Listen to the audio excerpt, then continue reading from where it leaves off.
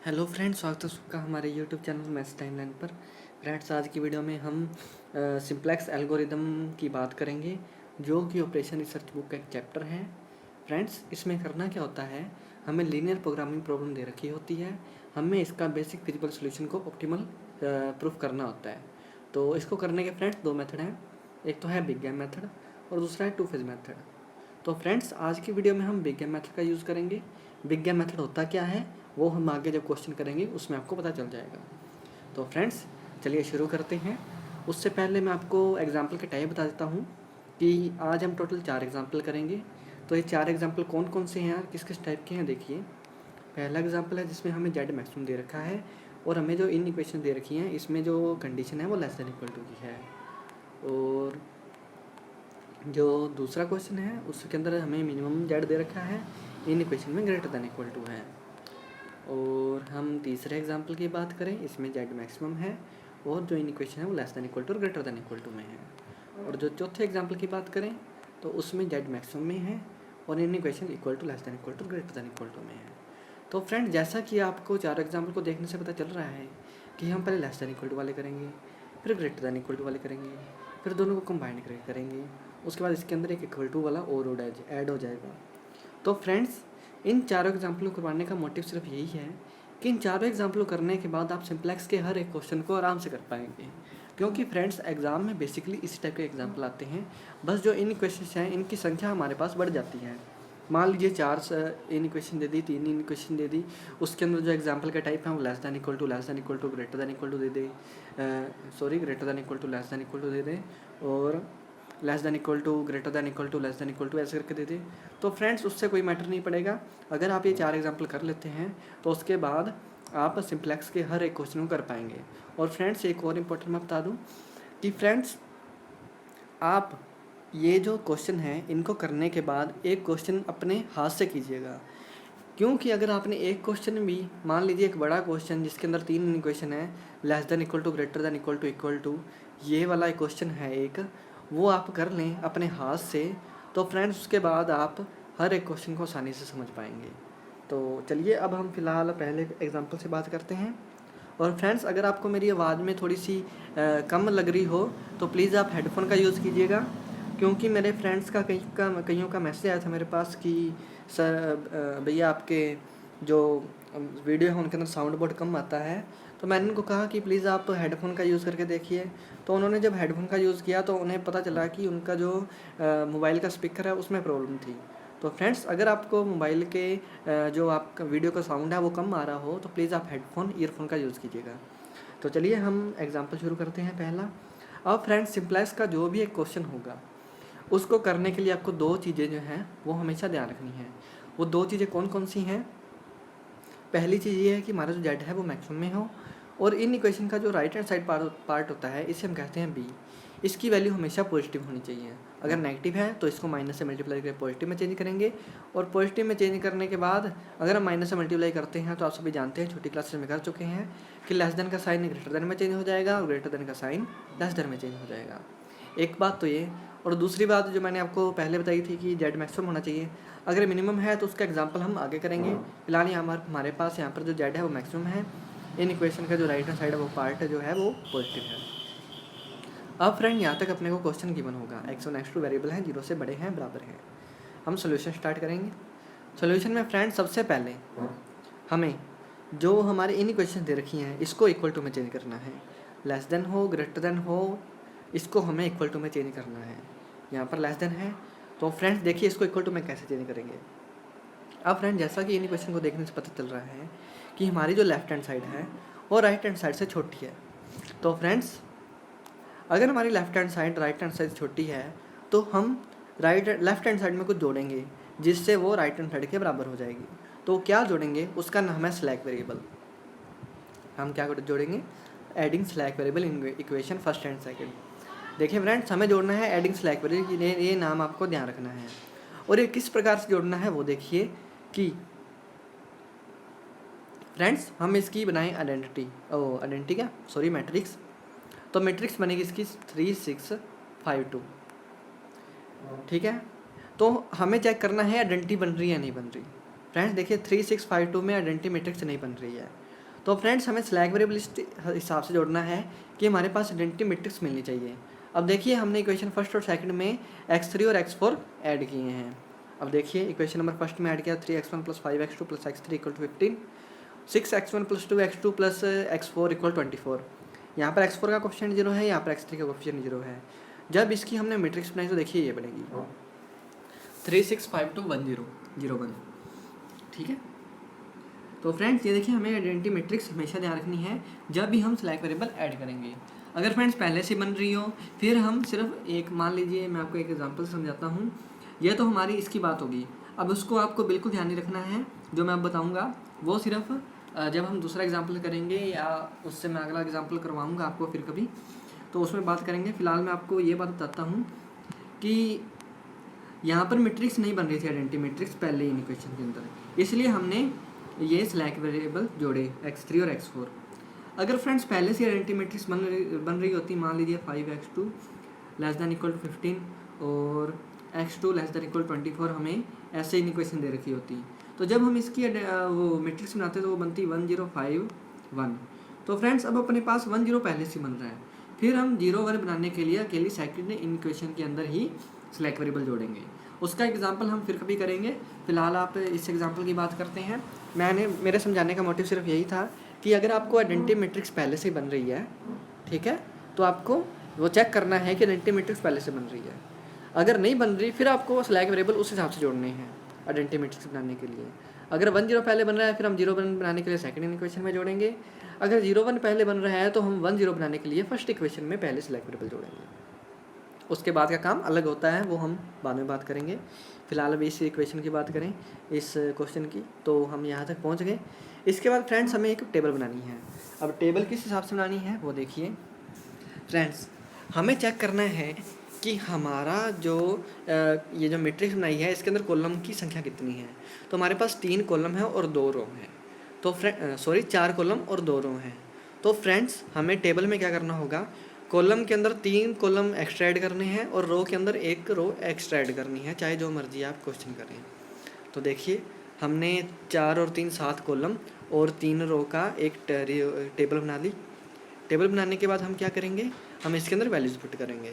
अब वैल्यू देखिए कैसे पुट करनी है, सबसे पहले मैं आपको यहाँ पर बता दूँ थोड़ा सा। अब देखिए पहले हमारे पास 2 वेरिएबल थे x2 और x1। अब हमारे पास 4 वेरिएबल हैं, तो इसको हम कर देंगे 0 से छोटे बड़े और बराबर। अब z की बात करें तो फ्रेंड्स z मैक्सिमम z जो होगा वो होगा 2x1 + x2 हमें गिवन था। x3 और x4 हमने अपनी तरफ से जोड़े हैं, तो इनकी वैल्यूज़ अपने को गिवन नहीं है, इसलिए 0x3 + 0x4 हम रख देंगे मैक्सिमम z के अंदर, क्योंकि वेरिएबल तो 4 हो गए ना, उनकी वैल्यू तो नहीं पता, इसलिए 0x3 + 0x4 कर दिया हमने। उसके बाद फ्रेंड्स हम क्या करेंगे, टेबल बना ली। टेबल में हम वैल्यूज़ पुट करेंगे। तो वैल्यूज़ सबसे पहले आपको ये याद रखना है, a b c b x b x1 x2 x3 x4 तक ये आपको याद रखना है। देखिए जितने वेरिएबल होंगे वो तो यहाँ पर लिखने हैं। v b c b x b आपको याद रखना है, v b c b x b। उसके बाद x1 से लेके जितने वेरिएबल हैं वो लिखने हैं, चाहे 5 वेरिएबल हों चाहे 6 वेरिएबल हों। अपने पास यहाँ पर 4 हैं इसलिए x4। अब ये भी आप बात आपको ध्यान रखनी है कि सभी ये जो हैं ये कैपिटल लेटर में है, ठीक है। उसके बाद हम बात करें टेबल के अंदर वैल्यूज़ पुट करने की, तो वैल्यूज़ कैसे पुट करेंगे, हमारी जो एक ही वैल्यूज़ होगी वो लिखेंगे हम x1 से लेके x4 के नीचे 3 6 5 2 1 0 0 1। उसके बाद xb की बात करें तो फ्रेंड्स xb होता है हमारा इक्वेशंस का राइट हैंड साइड पार्ट, तो हमें लिखती है xb के नीचे 15 और 24।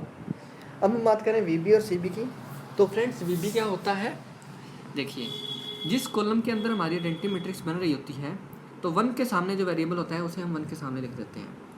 तो हमारे जिस कॉलम के अंदर हमारी मैट्रिक्स बन रही है, यानी x3 के अंदर हमारी मैट्रिक्स बन रही है आइडेंटिटी मैट्रिक्स, तो 1 के सामने हम वेरिएबल लिख देंगे। उसी तरह इसके अंदर हमारी आइडेंटिटी मैट्रिक्स बन रही है तो इसके 1 के सामने हम वेरिएबल लिख देंगे। और फ्रेंड्स ये आपको ध्यान रखना है कि ये जो वेरिएबल है ये स्मॉल लेटर में है, ये कैपिटल लेटर में है। उसके बाद CJ की बात करें तो z मैक्सिमम z के अंदर जो उसके x1 x2 x3 x4 के कोएफिशिएंट हैं वो आते हैं CJ के अंदर, और ये लिखते हैं टेबल के ऊपर, ठीक है। उसके बाद हम बात करें CB की, तो फ्रेंड्स इन वेरिएबल्स के ऊपर जो नंबर होते हैं ये आते हैं CB के अंदर। अब फ्रेंड्स x3 और x4 के ऊपर 0 0 हैं तो वो हमने लिख दिया यहाँ पर 0 0। यहाँ तक आप टेबल समझ गए होंगे। उसके बाद हम बात करते हैं टेबल को सोल्व करने की। टेबल को सॉल्व करने के बाद हम क्या करेंगे, हम चेक करेंगे कि इसका जो आंसर है वो बेसिक फिजिबल सोल्यूशन है या नहीं है, ऑप्टिमल है या नहीं है। तो फ्रेंड्स हम अब करेंगे इसका सोल्यूशन। तो सोल्यूशन के लिए हमें क्या करना है, एक तो निकालना है जेड जे और एक निकालना है जेड जे माइनस सी जे यानी डेल्टा जे। और वो जेड जे क्या होता है, जेड जे माइनस सी जे क्या होता है वो देखिए आप। देखिए फ्रेंड्स, हमारा सी बी और एक्स बी का जो मल्टीप्लाई होता है वो होता है जेड जे, और इसे हम लिखते हैं यहाँ पर। और सी बी और ये जो वेरिएबल्स हैं इनका जो मल्टीप्लाई होता है वो होता है डेल्टा जे या जेड जे माइनस सी जे, ठीक है। उसे हम लिखते हैं यहाँ पर इनके नीचे, कॉलम के नीचे। तो चलिए पहले हम जेड जे निकालते हैं। जेड जे क्या होगा, हमें करना है C B into X B. Z J का फॉर्मूला होता है C B into X B. अब मल्टीप्लाई कैसे करना है, 0 इंटू 15 प्लस 0 इंटू 24, ठीक है, इक्वल टू 0। तो वो आ गया हमारा जेड जे। ये आप समझ गए होंगे। हमें अलग अलग रो का, अलग अलग कॉलम के अलग अलग रो का अलग अलग मल्टीप्लाई करना है, 0 इंटू 15 प्लस 0 इंटू 24। ये होगी हमारी जेड जे। अब हम बात करें x1, x2, x3, x4 के साथ सी बी यानी delta J, Z J minus C J की। तो उसके लिए हम क्या करेंगे, हमें पहले कॉलम की वैल्यू निकालनी है। तो उसमें क्या करेंगे हम, सी बी इंटू x1 उसके जेड जे माइनस सी जे होता है, ठीक है। तो सी बी इंटू x1 हो गया Z1 और माइनस C1 करेंगे या माइनस सी जे, तो वो होगी पहले कॉलम की ऊपर वाली वैल्यू, वो होगी -2। देखिए किस प्रकार से, 0 इंटू 3 प्लस 0 इंटू 6 -2 आएगा -2। यहाँ पर जो ये डेल्टा जे हैं, यहाँ पर हम इसको डेल्टा 1 कहेंगे क्योंकि पहला कॉलम है इसलिए डेल्टा 1। अगर ओल की बात करें तो डेल्टा जे आएगा। उसी तरह जेड जे माइनस सी जे भी ओल की बात होगी। अगर हम पहले कॉलम की बात करें तो होगा Z1 माइनस C1। Z1 की वैल्यू होगी सी बी इंटू एक्स1 माइनस C1। तो सी बी इंटू एक्स1 क्या होगा, 0 इंटू 3 प्लस 0 इंटू 6 -2। उसके बाद हम बात करें सेकेंड कॉलम की, सी बी इंटू एक्स2 माइनस C2 यानी कि इस चीज़ की। तो 0 इंटू 5 प्लस 0 इंटू 2 -1, तो ये आएगा -1, ये लिख दिया हमने यहाँ पर। उसके बाद बात करें फ्रेंड्स हम तीसरे कॉलम की, 0 into 1 plus 0 into 0 -0, 0, 0 into 0 plus 0 into 1 -0, 0। अब फ्रेंड्स ये होगी हमारी पहली टेबल सोल्व। उसके बाद फ्रेंड्स हमें चेक करना है ये जो जेड जे माइनस सी जे होता है पूरा, इसकी वैल्यूज़ पॉजिटिव हैं या नेगेटिव हैं। अगर फ्रेंड्स सारी वैल्यूज़ पॉजिटिव होती तब हमारा जो बेसिक फिजिबल सोल्यूशन होता है वो ऑप्टिमल होता। अब फ्रेंड्स हमारी सभी वैल्यूज़ जो हैं वो पॉजिटिव नहीं हैं, कुछ वैल्यूज़ नेगेटिव हैं, ये 0 0 हैं, ये वैल्यूज़ नेगेटिव हैं। तो फ्रेंड्स अब हम क्या करेंगे, इस टेबल को और आगे सोल्व करेंगे। अब सोल्व आगे करने का मतलब क्या है कि हम इस टेबल में कुछ वैल्यूज़ फाइंड करेंगे, उसके बाद उस वैल्यूज़ के माध्यम से हम नई टेबल बनाएंगे, उस नई टेबल का फिर से ऐसा ही सॉल्यूशन करेंगे। उसके बाद फिर से हम चेक करेंगे कि जो जेड जे माइनस सी जे हैं वो पॉजिटिव है या नेगेटिव है। तो चलिए अब हम बात करते हैं कि इस टेबल को आगे कैसे सोल्व करेंगे। तो फ्रेंड्स हमें देखना है हाईली नेगेटिव टर्म को। हाईली नेगेटिव टर्म हमारी क्या है, -2 या -2 -1 0 0 है। तो हाईली नेगेटिव टर्म हमारी -2 होगी। इसके नीचे हम एक ऊपर की तरफ एरो लगा देंगे जिसे हम कहेंगे एंट्री वेक्टर। हमारा एंट्री वेक्टर होगा x1। अब फ्रेंड्स हमें क्या करना है, हमें मिनिमम रेशियो निकालना है एक्स बी और एंट्री वेक्टर का, ठीक है। अब वो किस प्रकार से, 15/3 और 24/6, तो ये आएगा 5, ये आएगा 4। हमें मिनिमम रेशियो फाइंड करना है, मिनिमम रेशियो आ रहा है 4, तो यानी इसके कारण आ रहा है मिनिमम रेशियो। तो फ्रेंड्स हम एंट्री वेक्टर के अंदर 6 के ऊपर एक बॉक्स लगा देंगे, क्योंकि 24 को 6 से डिवाइड करने के बाद हमारे पास मिनिमम रेशियो आया, तो 6 के ऊपर हमने एक बॉक्स लगा दिया। इस 6 को हम कहेंगे की एलिमेंट, ठीक है, की एलिमेंट। उसके बाद फ्रेंड्स इसके सामने जो वेरिएबल होगा उसके हम बाहर की तरफ एरो लगा देंगे और उसे कहेंगे हम आउटगोइंग वेक्टर। ये होगी हमारी पहली टेबल को सॉल्व करने का तरीका कि अगर नेगेटिव आता है। उसके बाद फ्रेंड्स हमें क्या करना है, नई टेबल बनानी है। अब नई टेबल में बनाने से पहले हम कुछ वैल्यूज लिखेंगे, जैसे कि एंट्री वेक्टर हमारा क्या है x1, आउटगोइंग वेक्टर है x4, की एलिमेंट है 6।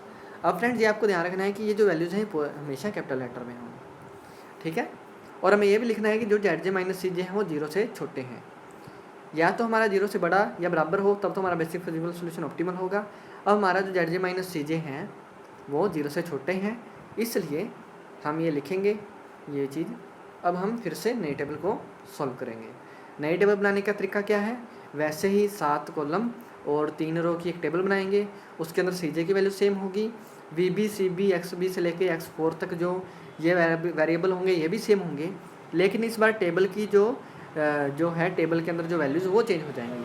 और वो कैसे चेंज होंगी देखिए, नई टेबल के अंदर हमें क्या करना है, हमें की एलिमेंट को 1 बनाना है। तो की एलिमेंट को 1 बनाने के लिए हम क्या करेंगे, XB से लेके X4 तक हम पूरी रो को 6 से डिवाइड कर देंगे। 6 से डिवाइड करने के बाद हमारे पास जो रो आएगी वो आएगी 4 1 1/3 0 1/6। इसे हम लिख देंगे यहाँ पर नई टेबल के अंदर। तो ये देखिए हमने लिख दिया यहाँ पर 4 1 1/3 0 1/6। उसके बाद फ्रेंड्स हम क्या करेंगे, हम की एलिमेंट के ऊपर वाले एलिमेंट है इसको 0 बनाना है। तो इसको 0 बनाने के लिए हम क्या करेंगे, जो नई रो आई है 4 1 1/3 0 1/6, इसको 3 से मल्टीप्लाई करके इस रो में से घटा देना है। देखिए किस प्रकार से, 15 3 5 1 0, इसको 3 से मल्टीप्लाई करेंगे तो 12 3 1 0 1/2। तो जब इसको घटाएंगे तो आएगा 3 0 4 और 1 और -1/2, 3 0 4 1 -1/2। तो इसको हम लिख देंगे यहाँ पर नई टेबल के अंदर। ये देखिए 3 0 4 1 -1/2। और इसकी जो कैलकुलेशन है वो भी देखिए यहाँ पर की गई है। ठीक है, मैंने बस आपको समझाने के लिए लिखी इस दोबारा से। अब फ्रेंड्स यहाँ पर कुछ टिप्स हैं कि जिससे आप क्वेश्चन को थोड़ा सा देखने में अट्रैक्टिव बना सकते हैं। वो किस टाइप से, आप कैलकुलेशन को क्वेश्चन के अंदर कीजिए लेकिन साफ तरीके से। अगर आपने क्वेश्चन के अंदर ये कैलकुलेशन साफ तरीके से की, फिर आपको एग्जामिनर को उसको समझने में ज़्यादा दिक्कत नहीं आएगी। तो फ्रेंड्स इसको आपको साफ तरीके से लिखना है। ये जो हम कैलकुलेशन करेंगे इसको साफ तरीके से लिखना है। अगर फ्रेंड्स आप साफ तरीके से नहीं लिखते तो एग्जामिनर को लगेगा कि आपने ये रफ कर किया है, तो वो उसके नंबर काटेगा। तो फ्रेंड्स अगर आपको ये कैलकुलेशन करनी हो तो बिल्कुल साफ तरीके से कीजिएगा। और दूसरी बात ये कि मैंने यहाँ पर ये देखिए बटा के अंदर वैल्यूज लिखी हैं, मैंने इसको पॉइंटों में चेंज नहीं किया, 0.5 नहीं लिखा। ये देखिए डिवाइड करने के बाद जो मैंने वैल्यूज लिखी वो बटा के अंदर है, मैंने इसको पॉइंटों में चेंज नहीं किया। वो किस प्रकार से, क्योंकि फ्रेंड जब हम मल्टीप्लाई करेंगे या जोड़ेंगे तब डिवाइड करना आसान रहेगा, क्योंकि पॉइंटों में जो क्वेश्चन हम करेंगे तो उससे थोड़ी सी कैलकुलेशन में बिगड़ सकते हैं। जैसा कि मल्टीप्लाई करना पड़ सकता है तो पॉइंटों के अंदर बहुत वैल्यूज़ हो जाएंगी, उन्हें आप नहीं कर पाएंगे। डिवाइड के अंदर 2 से 2 कट भी सकता है, तो इसलिए हम हमेशा डिवाइड के अंदर करेंगे। और आपको इसके अंदर कैलकुलेटर का यूज़ बिल्कुल नहीं करना है। सॉल्व करने के लिए आप इसको अपने हाथ से करेंगे। अगर फ्रेंड्स आपने कैलकुलेटर का यूज़ करना शुरू कर दिया तो आप इसको नहीं कर पाएंगे, क्योंकि फ्रेंड्स ये कैलकुलेशन बिल्कुल ही ईजी होती है, माइनस करना बिल्कुल ही आसान है मैथ के स्टूडेंट्स के लिए। अगर आपने ये कैलकुलेटर से शुरू कर दिया तो आप लिखने की बजाय कैलकुलेटर पर ज़्यादा समय लेंगे और आप एग्ज़ाम में इस क्वेश्चन को करने से छूट सकते हैं। तो इसलिए आप एक बात ये ध्यान रखिए कि इसको करना है तो साफ तरीके से करना है, हमेशा बटा वाली नंबर्स लिखने हैं, पॉइंटों में नहीं लेना। तीसरी बात ये कि जब ये लिखें इसको आप कैलकुलेटर से करें, क्योंकि कैलकुलेटर पर हाथ आप ज़्यादा जल्दी से चलाएँगे तो आपकी ज़रूर मिस्टेक होगी। तो चलिए अब हमने टेबल के अंदर यहाँ तक XB से लेके X4 के अंदर वैल्यूज लिख दी। फिर हम बात करें इस VB और CB की। तो फ्रेंड्स VB में X3 हमारा वैसे का वैसे ही है, अब X4 बाहर गया है और X1 अंदर आया है, तो हमने X4 की जगह X1 लिख दिया और X3 वैसे का वैसे ही पड़ा है। उसके बाद फ्रेंड्स हमें CB देखना है, तो X3 के ऊपर जो वैल्यू है वो तो यहाँ पर वैसे ही है, और X1 के ऊपर जो वैल्यूज़ है वो 2 है, वो अभी यहाँ पर आ जाएगी। अब फिर से हमें टेबल को सॉल्व करना है और चेक करना है कि जो इसके ZJ माइनस CJ हैं वो पॉजिटिव हैं या नेगेटिव हैं। तो फ्रेंड्स सबसे पहले हमने ZJ निकाला, तो ZJ निकालने के लिए हम क्या करेंगे, 0 × 3 + 0 × 4 2 × 4, तो आया वो 8, ZJ हम आया 8। उसके बाद फ्रेंड्स हम क्या करेंगे, CB × X1 - C1 मतलब ये 2। तो जब हम ये करेंगे तो 0 × 0 + 2 × 1 -2, 0 आया। 0 × 4 + 2 × 1/3 -1 1/3, 0 × 1 + 0 2 × 0 -0 0, 0 × -1/2 + 2 × 1/6 आया, और -0 तो आया 1/3। अब फ्रेंड्स ये देखिए कैलकुलेशन आप कर सकते हैं, मैंने आपको वैसे बता दी है। उसके बाद फ्रेंड्स फिर से हमें हाईली नेगेटिव टर्म को देखना है। हाईली नेगेटिव टर्म को देखने के बाद उसके ऊपर एक अंदर की तरफ एरो लगा देना है, जिसे हम कहेंगे एंटरिंग वेक्टर।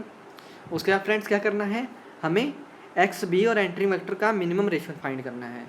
तो फ्रेंड्स जब हम 3/4 करेंगे तो ये आएगा 3/4, और जब हम 4/1/3 करेंगे तो आएगा 12। तो फ्रेंड्स देखिए मिनिमम रेशियो आ रहा है 3/4 का, तो एंटरिंग वेक्टर के अंदर 4 के ऊपर हम एक बॉक्स लगा देंगे, जिसे हम कहेंगे की एलिमेंट। उसके फ्रेंड्स की एलिमेंट के सामने वाले वेरिएबल को हम बाहर की तरफ एरो लगा देंगे, जिसे हम कहेंगे आउटगोइंग वेक्टर। ठीक है, यहाँ तक आपने एक बार फिर से रिपीट कर चुके हैं। हमें टेबल के अंदर सोल्व करने के बाद क्या करना होता है, एंट्रिंग वेक्टर निकालना होता है, की एलिमेंट निकालना होता है, की एलिमेंट के बाद आउटगोइंग वेक्टर निकालना होता है। उसके बाद फ्रेंड्स क्या करना है, हमें नई टेबल बनानी होगी क्योंकि हमारे पास नेगेटिव टर्म आई है। तो हम सबसे पहले लिखेंगे एंट्री वेक्टर, यहाँ पर थोड़ा सा उल्टा लिख दिया गया है। हमारा एंट्री वेक्टर x2 है और आउटगोइंग वेक्टर हमारा x3 है और की एलिमेंट 4 है। हमारे zj माइनस cj हैं वो 0 से छोटे हैं। उसके बाद फ्रेंड्स फिर से हमें की एलिमेंट को 1 बनाना है। नई टेबल के अंदर नई टेबल बनानी है, नई टेबल के अंदर की एलिमेंट को 1 बनाना है, की एलिमेंट के नीचे वाले एलिमेंट को 0 बनाना है। तो देखिए हमने की एलिमेंट को 1 बनाने के लिए क्या किया, पूरी इक्वेशन को 4 से डिवाइड किया। तो 4 से डिवाइड करने के बाद हमारे पास जो इक्वेशन आएगी वो मैं यहाँ पर लिखता हूँ, 3/4 0 1 1/4 -1/8। ठीक है, तो ये लिख दी हमने नई टेबल के अंदर। और फ्रेंड्स टेबल बनाने का तरीका सेम ही है, VB से CB XB X1 X3 X4 CJ की वैल्यू सेम है। ठीक है, और ये मैं बाद में बात करूँगा XB और X3 के CB के नीचे की वैल्यू की। फिलहाल हम इसकी बात करते हैं।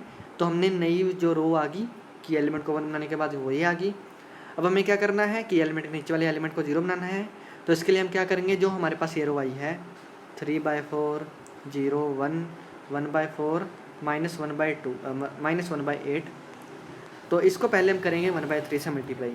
तो 1/3 से मल्टीप्लाई करने के बाद ये आएगी 1/4 0 1/3 1/12 -1/24। ठीक है, इसको हम घटाएंगे, यानी इसमें से इस रो में से हम ये जो नई रो आई है 1/3 से मल्टीप्लाई करने के बाद इसको घटाएंगे। तो देखिए वो यहाँ पर की गई है, ये हमारी दूसरी रो है और ये है हमारी की एलिमेंट से डिवाइड करने के बाद नई रो को 1/3 से मल्टीप्लाई किया। उसके फ्रेंड दोनों को माइनस किया, तो माइनस करने के बाद हमारे पास जो रो आई उसको हमने लिख दिया यहाँ पर। ठीक है, उसके बाद फ्रेंड्स हम बात करें VB और CB की। तो VB में इस बार हमारा जो बाहर गया है वो है x3, तो x3 की जगह आया है x2। तो हमने यहाँ पर लिख दिया x2 और x1 पहले का ही है। अब x2 और x1 के ऊपर जो वैल्यूज़ होंगी वो हम लिख देंगे यहाँ पर 1 और 2, ये हमने वैल्यूज़ निकाल चुके हैं। उसके बाद फिर से हमें मल्टीप्लाई करना है। तो मल्टीप्लाई देखिए किस हिसाब से करना है, CB इंटू XB करेंगे तो ZJ आएगा, 1 into 1/3 + 2 into 15/4 33/4, CB into X1 minus C1। तो 1 into 0 + 2 into 1 -2 0, 1 into 1 + 2 into 0 -1 0, 1 into 1/4 + 2 into -1/12 -0 1/6 आएगा, 1 इंटू -1/8 + 2 इंटू 15 5/24, तो आएगा 7/24। माइनस कर सकते हैं आप। ठीक है, हमारी अब देखिए सभी वैल्यूज़ पॉजिटिव आ चुकी हैं। तो अब हम लिखेंगे ZJ minus all the values of ZJ minus CJ 0 से बड़ी हैं। ये देखिए all the values of ΔJ या ZJ minus CJ greater than equal to 0, so the basic feasible solution is optimal. इसके लिखने के बाद हमें क्या करना है, हमें लिखना है x1 हमारे पास जो आया है वो 15/4 है, x2 हमारा जो आया है वो 3/4 है, हमारी जो z है वो है 33/4, ये इसकी वैल्यूज होगी, हमें यही फाइंड करना होता है। अब फ्रेंड्स क्वेश्चन को चेक करने का तरीका क्या है, हमारी z की वैल्यूज़ हमेशा बढ़नी चाहिए टेबल के साथ, नई टेबल के साथ हमारी z की वैल्यूज़ बढ़ेगी। अब देखिए पहली टेबल में हमारी ZJ की जो वैल्यू थी वो थी 0। दूसरी टेबल की बात करें तो हमारी जो Z की वैल्यू है वो है 8। तीसरी टेबल की बात करें वो है 33/4 यानी कि 8 पॉइंट समथिंग। तो हर टेबल के साथ हमारी जो Z की वैल्यू है वो बढ़ रही है। अब फ्रेंड्स ये होगी हमारा जो पहला जो क्वेश्चन है वो। अब हम बात करें सेकंड क्वेश्चन की, जिसमें हमारा मिनिमम Z है और जो इन इक्वेशन है वो ग्रेटर देन इक्वल टू में है। तो देखिए हमारे पास मिनिमम Z है। सबसे पहले हमको कहा था कि जो Z है वो हमें चेक करना है मैक्सिमम हो और हमारी जो इन इक्वेशन का जो राइट हैंड साइड पार्ट है वो पॉजिटिव हो। तो फ्रेंड Z मिनिमम है, तो Z को मिनिमम मैक्सिमम में चेंज करने के लिए हम क्या करेंगे, Z को माइनस से मल्टीप्लाई कर देंगे, इस मिनिमम Z को माइनस से मल्टीप्लाई कर देंगे। तो minus minimum Z equal to max Z dash. Friends minus से मल्टीप्लाई करते ही हमारा मिनिमम Z मैक्स Z में चेंज हो जाएगा, और जब हम मैक्स Z को माइनस से मल्टीप्लाई करेंगे तो हमारा जो मैक्स Z है वो मिनिमम Z में चेंज हो जाएगा। तो अब यहाँ पर मैंने Z डैश लिखा दिया है क्योंकि मिनिमम Z हमारे पास पहले ही है, तो माइनस से मल्टीप्लाई करने के बाद हमारी जो वैल्यूज़ हैं वो चेंज हो जाएंगी, इसलिए Z की जगह हमने Z डैश नई वैल्यू लिख दी। और हमारी जो मैक्सिमम Z डैश की वैल्यू होगी वो होगी -x1 -x2। ठीक है, हमारी इन इक्वेशन ये है, ये x1 x2 वेरिएबल हैं, 0 से बड़े हैं। अब हम इसका सोल्यूशन करना है। तो फ्रेंड्स जैसा कि हमने पहले एग्जांपल में किया था कि हमारी जो लेफ्ट हैंड साइड पार्ट उसमें छोटा था, राइट हैंड साइड बड़ी थी, तो हमने लेफ्ट हैंड साइड में कुछ ऐड करके राइट हैंड साइड के बराबर किया था। अब फ्रेंड्स इस एग्जांपल में हमारे पास जो राइट हैंड साइड पार्ट है वो लेफ्ट हैंड साइड से छोटी है, तो इस बार फ्रेंड्स हम लेफ्ट हैंड साइड में कुछ घटाएंगे, जिससे हमारी जो लेफ्ट हैंड साइड है वो राइट हैंड साइड के बराबर हो जाएगी। और वो क्या घटाएंगे, उसका नाम है सरप्लस वेरिएबल।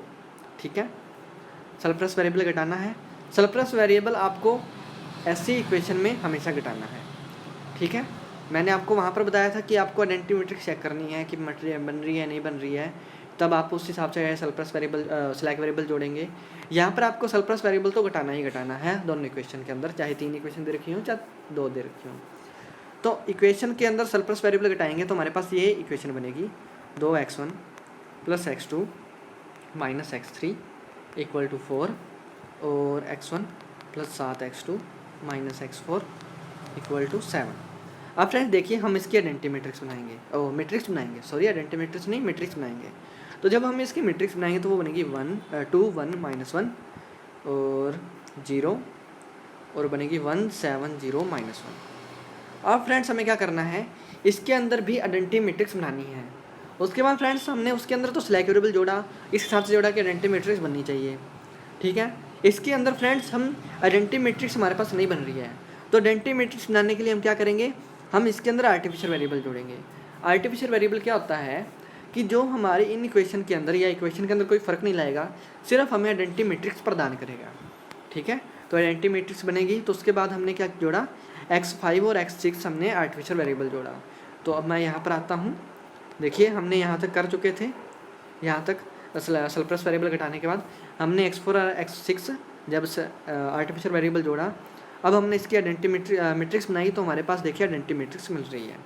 हमें इस चीज़ का हमेशा ध्यान रखना है कि जब भी हम स्लैक वेरिएबल जोड़ेंगे उसके अंदर हमें आर्टिफिशियल वेरिएबल तभी जोड़ना है जब ज़रूरत हो, यानी कि जब पहले 1 0 0 1 बन रहा, वो हम बाद में बात करेंगे। फिलहाल आपको ये स्लैक वेरिएबल में ऐसे जोड़ना है कि आइडेंटिटी मैट्रिक्स किस हिसाब से बन रही है वो आपको ध्यान रखना है। इसमें आपने सबसे पहले सरप्लस वेरिएबल घटाया, वो तो घटाना ही घटाना है हर इक्वेशन के अंदर। उसके बाद आपको ये भी चेक करना है कि उसके अंदर आइडेंटिटी मैट्रिक्स नहीं बन रही है, तो उसके लिए हम क्या करेंगे, आर्टिफिशियल वेरिएबल जोड़ेंगे अपनी तरफ से। ठीक है, अपनी तरफ से आर्टिफिशियल वेरिएबल जोड़ा तो x5 और x6 जोड़ा, उसके बाद हमारे पास आइडेंटिटी मैट्रिक्स मिल चुकी। अब फ्रेंड्स इसके बाद जो सोल्यूशन है वो करने का तरीका सेम ही है जैसा हमने पहला एग्जाम्पल किया था, लेकिन उससे पहले आइडेंटिटी मैट्रिक्स ये जो हमने आर्टिफिशियल वेरिएबल जोड़े हैं इनकी कुछ वैल्यूज़ होती हैं, वो देखिए फ्रेंड्स हमारा मैक्सिमम जेड था ये वाला इतना -1 -x1 -x2। उसके बाद फ्रेंड्स हमने क्या किया, इसके अंदर सरप्लस वेरिएबल घटाया, तो फ्रेंड्स के कोफिशिएंट 0 0 होंगे क्योंकि इनकी वैल्यूज हमें पता नहीं है। 0x3 0x4, यहाँ पर प्लस है बीच के अंदर 0x3 + 0x4। उसके अंदर स्लैक वेरिएबल जोड़े थे उनकी वैल्यूज भी 0x3 + 0x4 थी। अब फ्रेंड्स जो हमने स्लैक वेरिएबल आर्टिफिशियल वेरिएबल जोड़े हैं इनके जो कोफिशिएंट होंगे वो होंगे -m x5 -m x2। ठीक है, क्योंकि हमने ये अपनी तरफ से जोड़े हैं इसलिए इनके अंदर जो ये वैल्यूज़ होंगी वो होंगी -m x5 और -m x6। और फ्रेंड्स यही कारण है कि इस मेथड को हम कहते हैं बिग एम मेथड, जिसमें हम आर्टिफिशियल वेरिएबल को -m लें। ठीक है, उसके बाद फ्रेंड्स हमने मैक्सिमम जेड की वैल्यू लिख दी, मैक्सिमम जेड डैश, हमारे पास इक्वेशंस आ गई, x1 से लेके x6 हैं वो 0 से बड़े हैं या बराबर हैं, मैट्रिक्स आ गई है। उसके बाद फिर से हमें 6 कॉलम है तो 6 के अंदर 3 कॉलम ऐड करके 9 कॉलम और 3 रो की हमने एक टेबल बनाई। टेबल के अंदर V B C B X B ये 3 तो सेम ही है, x1 से लेके x6 हमारे पास वेरिएबल्स थे। उसके बाद फ्रेंड्स हमें क्या करना है, आइडेंटिटी मैट्रिक्स ये जो मैट्रिक्स है इसकी वैल्यूज सिंपल यहाँ पर लिख देनी है, 2 1 1 7 -1 0 0 -1 1 0 0 1। अब फ्रेंड्स ये कोई ज़रूरी नहीं है कि आप लाइन स्वार करें, आप x6 यहाँ पर जोड़ सकते हैं, x5 यहाँ पर जोड़ सकते हैं, वो आपके करने के तरीके पर डिपेंड करता है कि आप कैसे जोड़ते हैं। वैसे बेसिकली आप लाइन स्वार जोड़िए, इससे आपको इजी रहेगा क्वेश्चन करने में, आपको कोई दिक्कत नहीं आएगी। और फ्रेंड्स ये जो आर्टिफिशियल वेरिएबल और स्लैक वेरिएबल घटाए हैं, स्लैक वेरिएबल जोड़ा है, सरप्लस वेरिएबल घटाए हैं, ये आप सबसे पहले रफ कार्य में कीजिएगा, क्योंकि फ्रेंड्स रफ कार्य में करने के बाद आप इसको कोई गलती मिस्टेक नहीं हो सकती, ठीक है। इसलिए आप पहले इसको रफ कार्य में करके देखिएगा, आपके पास ये कंडीशन बननी चाहिए। उसके बाद ही आप टेबल के अंदर या जो फेयर होगा वो करिएगा काम, ठीक है। उसके बाद फ्रेंड्स हमने टेबल के अंदर वैल्यूज यहाँ तक पुट कर दी है। एक्स बी के नीचे हमारा जो बी पार्ट होता है वो आता है, तो 4 7 हमारा बी पार्ट है। उसके बाद हम उस कॉलम की बात करें जिसके अंदर हमारी आइडेंटिटी मैट्रिक्स बन रही है, तो देखिए हमारा जो x5 कॉलम है और x6 कॉलम है, इसके अंदर आइडेंटिटी मैट्रिक्स बन रही है। तो 1 के सामने हमने x5 लिख दिया और 1 के सामने x6 लिख दिया, ये स्मॉल लेटर में है। और CJ की वैल्यू जो होती है वो मैक्सिमम जेड की वैल्यू होती है, यानी x1 से लेकर x6 के कोएफिशिएंट, वो हमने इसके ऊपर लिख दिए। उसके बाद फ्रेंड्स हमने क्या करना है, हमें ये जो x5 और x6 के ऊपर जो वैल्यूज़ हैं वो लिखनी है यहाँ पर। तो माइनस है, माइनस हमने लिख दिया। उसके बाद फिर से हम टेबल को सॉल्व करेंगे। तो टेबल को सॉल्व कैसे करेंगे, देखिए हम करेंगे CB इंटू x1 जेड की वैल्यू निकालने के लिए। तो देखिए हमने किया -m/4 और -m/7, बीच में प्लस है तो वो हो जाएगा -11m। उसके बाद CB इंटू x1 -C1, तो वो आएगा -m/2 -2m और -m -3m और माइनस में -1 है तो प्लस का 1, ठीक है। कैलकुलेशन देखिए मैं आपको करके बता देता हूँ कि -m/2 और प्लस में -m/1 और माइनस में -1, तो आएगा -3m + 1। उसके बाद नेक्स्ट कॉलम की बात करें तो -m × 1 -m -m × 7 -7m, यानी दोनों जुड़ गए -8m और -1 -1, तो हो गया -8m + 1। उसके बाद फ्रेंड्स अब बात करें x3 वाले कॉलम की, तो -m × -1 प्लस कैम और -m × 0 -0, तो प्लस कैम आ जाएगा। उसी तरह इसकी बात करें तो -m × 0 0 और माइनस में प्लस के अंदर -m × -1, तो वो आएगा m। और उसी तरह नेक्स्ट कॉलम की बात करें तो -m × 1 -m प्लस में 0 और प्लस का m, तो ये बन जाएगा 0। मैं आपको करके बता देता हूँ, -m × 1 और माइनस प्लस में अंदर -m × 0 -m, तो ये हो जाएगा 0। उसी तरह इसकी बात करें तो ये भी 0 हो जाएगा। अब फ्रेंड्स इसके अंदर हमें फिर से हाईली नेगेटिव टर्म को देखना है। तो हाईली नेगेटिव टर्म हमारी क्या है, -8m + 1, ठीक है। इसके अंदर हमने ऊपर की तरफ एरो लगा दिया जिसे हम कहेंगे एंट्रिंग वेक्टर। उसके बाद हमें मिनिमम रेशियो फाइंड करना है XB और X एंट्रिंग वेक्टर का। तो 4/1 आएगा हमारे पास 4 और 7/7 आएगा 1। तो फ्रेंड्स मिनिमम रेशियो आ रहा है 7/7 का, तो एंट्री वेक्टर के अंदर 7 के ऊपर हमने एक बॉक्स लगा दिया जिसे हम कहेंगे की एलिमेंट, और बाहर की तरफ एक एरो लगा दिया जिसे हम कहेंगे आउटगोइंग वेक्टर। अब फ्रेंड्स हमें क्या करना है, फिर से सबसे पहले तो वैल्यू लिखेंगे कि हमारा एंट्री वेक्टर ए है, आउटगोइंग वेक्टर x6 है, की एलिमेंट 7 है, हमारी जो ZJ - CJ वो 0 से छोटे हैं। अब हमें क्या करना है, नई टेबल बनानी है।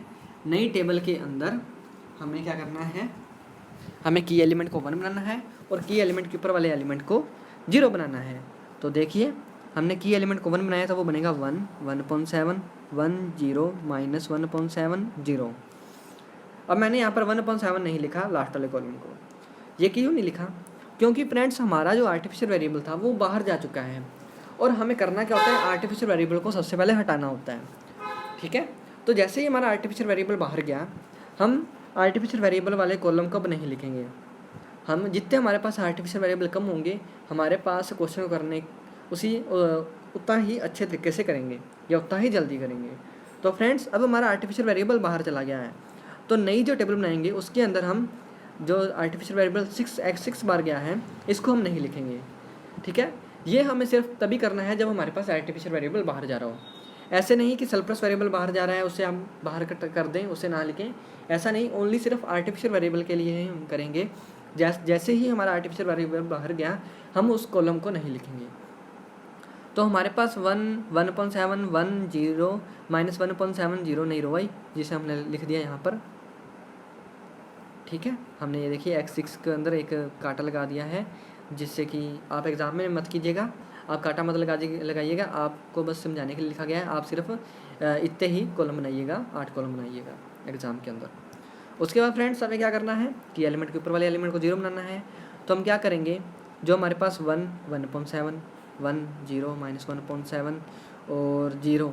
ये जो कॉलम रो आई है इसको 1 से मल्टीप्लाई करना है और इस रो में से घटा देना है। तो ये देखिए यहाँ पर किया गया है कैलकुलेशन। तो ये हमारे पास नई रो आ गई जिसे हम लिख देंगे यहाँ पर, देखिए लिख दिया। उसके बाद फ्रेंड्स हमें क्या करना है, हम देखिए हमारे पास अब x6 बाहर गया है और उसकी जगह है x2। तो हमने x6 की जगह x2 लिख दिया, x5 पहले ही था। तो x2 के ऊपर जो वैल्यू है उसे हमने लिख दिया CB के अंदर और x5 के ऊपर -m है। अब फ्रेंड्स फिर से हमें इसको सोल्व करना है टेबल को। तो टेबल को सोल्व कैसे करेंगे, CB इंटू XB करेंगे तो वो आएगा हमारे पास Z। तो CB इंटू XB करने के लिए हम -3m -1 उसके बाद नेक्स्ट कॉलम की बात करें तो CB इंटू X1 -C1। तो -m इंटू 13/7 तो -13/7m -1/7m और प्लस का 1 तो आएगा प्लस का 6। ठीक है, ये आप कैलकुलेशन कर सकते हैं। उसी तरह -m इंटू 0 और -1 इंटू 1 प्लस 1 तो ये आएगा 0, -m इंटू 1 प्लस का m और ये -1 इंटू 0 ये 0 का हो जाएगा। उसके बाद -1/7m और इसकी बात करें तो प्लस का 1/7 तो और इसकी बात करें तो वो आ जाएगा 0। ये हमारे पास टेबल सॉल्व हो गई। अब इसमें फिर से हमें हाईली नेगेटिव टर्म को देखना है, अगर आ रही है तो -13/7m प्लस 6 हमारी हाईली नेगेटिव टर्म है। इसके ऊपर हम ऊपर की तरफ एरो लगा देंगे जिसे हम कहेंगे एंटरिंग वेक्टर। हमें अब मिनिमम रेशियो फाइंड करना है XB और एंटरिंग वेक्टर का। तो वो आएगा, इसको जब हम डिवाइड करेंगे तो आएगा 21/7 और जब इसको डिवाइड करेंगे तो आएगा 7। तो 21/7 हमारा मिनिमम रेशियो है। तो इसको हम बाहर की तरफ एक एरो लगा देंगे जिसे हम कहेंगे आउटगोइंग वेक्टर। तो हम यहाँ पर लिखेंगे एंटरिंग वेक्टर हमारा x1 है, आउटगोइंग वेक्टर हमारा x5 है और की एलिमेंट हमारा 13/7 है। और हमें ये भी लिखना है कि ZJ माइनस CJ जो हैं वो 0 से छोटे हैं। उसके बाद फ्रेंड्स हमें क्या करना है, फिर से की एलिमेंट को 1 बनाना है, की एलिमेंट के नीचे वाले जो एलिमेंट है उसको 0 बनाना है। तो उसके लिए हमने क्या किया, नई टेबल बनाई, टेबल थर्ड लिखी। रो और कॉलम की संख्या सेम है, बस अब हम आर्टिफिशियल वेरिएबल हमारा x5 भी बाहर जा चुका है, इसलिए हम नई टेबल के अंदर x5 नहीं लिखेंगे। ठीक है, तो फ्रेंड्स अब देखिए हमने क्या किया, की एलिमेंट को 1 बना दिया। ये देखिए ये हमने की एलिमेंट को 1 बना दिया, यहाँ पर 1 आ गया। उसके बाद जो उसके नीचे वाला जो एलिमेंट है उसको 0 बनाना है। तो देखिए 0 भी बना दिया है। वो देखिए कैसे किया गया कि ये जो रो आई है, ये रो, इसको हमें करना है मल्टीप्लाई 1/7 से। ठीक है, हमने इस रो को 1/7 से मल्टीप्लाई किया तो ये आई 3/13 और ये वाली रो आई। और जो ऊपर वाली रो थी यानी कि इस रो में से घटा देंगे। तो ये देखिए घटाया गया है, ये हमारे पास नई रो आ गई, इसको हमने लिख दिया यहाँ पर। ठीक है, अब हमें x5 भी नहीं लिखा, x6 भी नहीं लिखा, x5 भी नहीं लिखा क्योंकि हमारा आर्टिफिशियल वेरिएबल x5 भी बाहर जा चुका है। अब हमारे पास ओनली सरप्लस वेरिएबल ही रहेंगे फ्रेंड्स। ठीक है, अब हमने क्या किया, फिर से टेबल को सॉल्व करना है। टेबल को सॉल्व ऐसे ही करना है, CB इंटू XB करेंगे तो हमारा Z आएगा। तो -21/13 और इंटू में -10/13 -31/13।